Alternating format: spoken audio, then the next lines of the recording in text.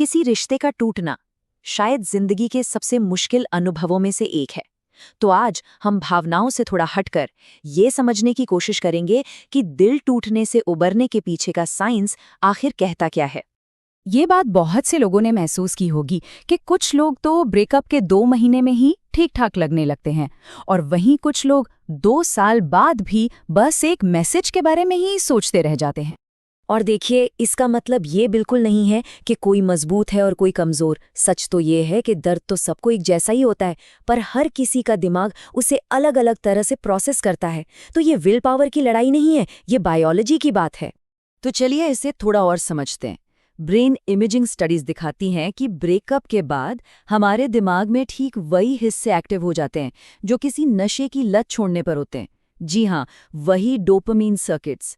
और इसीलिए बार बार बात करने की वो तेज इच्छा, वो ओवरथिंकिंग, यहाँ तक कि सीने में जो एक फिजिकल दर्द महसूस होता है, ये सब एक नॉर्मल बायोलॉजिकल रिस्पॉन्स है। और यही वजह है कि कोई एक सल्यूशन सबके लिए काम नहीं कर सकता। तो वो जो सलाह मिलती है ना कि बस मूव ऑन कर जाओ, वो अक्सर फेल क्यों हो जाती हैं, आइए इसे ही समझते हैं। रिसर्च साफ बताता है कि ब्रेकअप सिर्फ एक इमोशनल इवेंट नहीं है, ये उससे कहीं ज्यादा है। ये एक न्यूरोलॉजिकल शॉक है, मतलब दिमाग पर एक गहरा सदमा। ये एक साइकोलॉजिकल इवेंट है जो हमारी पूरी सोच को बदल देता है। और सबसे बढ़कर ये एक आइडेंटिटी लेवल क्राइसिस है, एक ऐसा संकट जहां इंसान खुद को ही खोया हुआ महसूस करने लगता है। तो फिर रास्ता क्या है? साइकोलॉजी के हिसाब से हीलिंग का पहला कदम है ये समझना कि कोई इंसान इन 4 में से किस रिकवरी के रास्ते पर चल रहा है। अपने प्रोसेस को पहचानना ही आगे बढ़ने की पहली सीढ़ी है। तो चलिए सबसे पहले रास्ते को देखते हैं, द एंग्शियस प्रोसेसर। ये वो रास्ता है जहां लगातार एक बेचैनी और जवाब ढूंढने की तलाश बनी रहती है। क्या ऐसा होता है कि ब्रेकअप के बाद बार बार फोन चेक करने की आदत पड़ गई हो, या क्लोजर की तलाश हो, मतलब रिश्ते का अंत क्यों और कैसे हुआ ये पूरी तरह समझने की जिद, या फिर बस एक आखिरी बार बात करने की एक बहुत तेज इच्छा होती हो? तो ये एक एंग्शियस अटैचमेंट रिस्पॉन्स हो सकता है। ऐसे में नो कॉन्टैक्ट रखना कोई सजा नहीं है, बल्कि एक तरह का न्यूरल डिटॉक्स है। ये दिमाग के उस रिवॉर्ड लूप को शांत करता है। और वहीं दूसरी तरफ क्लोजर के लिए बातें करना या बस एक और मैसेज भेजना दर्द को और भी ज्यादा बढ़ा देता है। अब आते हैं दूसरे रास्ते पर, द अवॉइडेंस सप्रेसर। ये वो लोग होते हैं जो अपनी भावनाओं से जैसे दूर भागते हैं।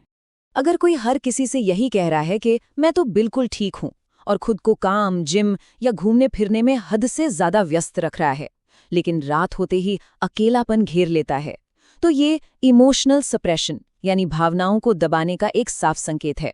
रिसर्च कहती है कि ये तरीका शायद कुछ वक्त के लिए काम कर जाए, पर लंबे समय में ये तनाव को और बढ़ाता है, क्योंकि जो भावना महसूस नहीं की जाती वो शरीर में कहीं ना कहीं जमा हो जाती है। तीसरा प्रकार है द आइडेंटिटी शेकन, यानी वो लोग जिनकी पहचान ही जैसे हिल गई हो। क्या ऐसी फीलिंग्स आती हैं कि अब मैं कौन हूं? भविष्य एकदम खाली लगता है और सेल्फ कॉन्फिडेंस बहुत कम हो गया है। देखिए, ऐसा तब होता है जब कोई रिश्ता किसी की पहचान का एक बहुत बड़ा हिस्सा बन जाता है। इससे उभरने के लिए अपनी पहचान को फिर से बनाना बहुत जरूरी है, जैसे कोई नई स्किल सीखना, अकेले कुछ नया ट्राई करना, सोशल मीडिया पर दूसरों से तुलना करना, या सिर्फ वैलिडेशन के लिए डेटिंग पर जाना इस दर्द को और भी गहरा कर सकता है। और चौथा आखिरी रास्ता है the high functioning but exhausted.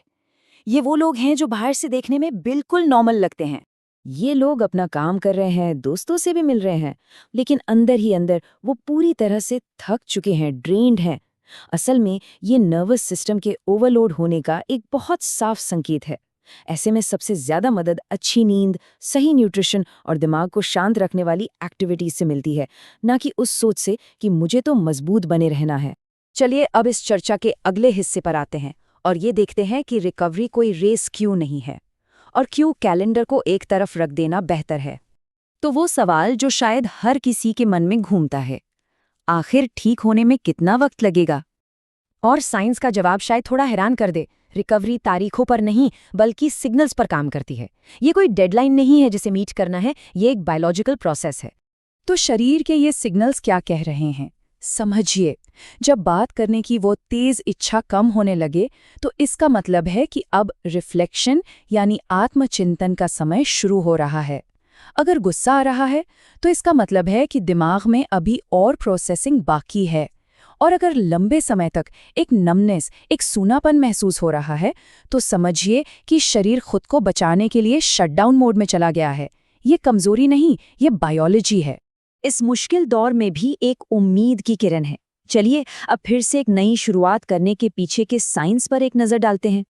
इस कॉन्सेप्ट को कहते हैं न्यूरोप्लास्टिसिटी।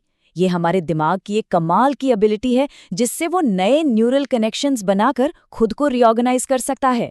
और स्टडीज ये कहती हैं कि ब्रेकअप जैसी किसी बड़ी घटना के बाद दिमाग की ये क्षमता और भी बढ़ जाती है। इसका मतलब ये है कि ये वक्त अपने भविष्य को एक नई और शायद पहले से भी बेहतर दिशा देने का एक बहुत बड़ा मौका है। एक बात साफ कर दें, ये कोई हीलिंग की टाइमलाइन नहीं है, बल्कि दिमाग के रीऑर्गेनाइज होने की है। रिसर्च के मुताबिक लगभग 90 दिनों में पुरानी इमोशनल पैटर्न्स कमजोर पड़ने लगते हैं और 3 से 6 महीने के अंदर आइडेंटिटी फिर से बननी शुरू हो जाती है और कई बार तो पहले से भी ज्यादा मजबूत हो। तो इसलिए कोई सख्त नियम नहीं, बस एक छोटा सा जेंटल सा 30 डे चैलेंज। पहला, नो कांटेक्ट के लिए कमिट करना। दूसरा, रोज बस 10 मिनट के लिए जर्नलिंग, मतलब अपने विचारों और फीलिंग्स को लिखना। और सबसे जरूरी बात, सिर्फ उतना ही करना जितनी कैपेसिटी इजाजत दे। इस पूरी प्रोसेस में खुद पर रहम करना, सेल्फ कंपैशन, सबसे जरूरी हिस्सा है। और आखिर में बस इस एक बात को हमेशा याद रखिएगा, अगर किसी को ठीक होने में ज्यादा वक्त लग रहा है तो इसका मतलब ये नहीं है कि वो इंसान कमजोर है। इसका मतलब बस ये है कि उसका प्यार बहुत गहरा था।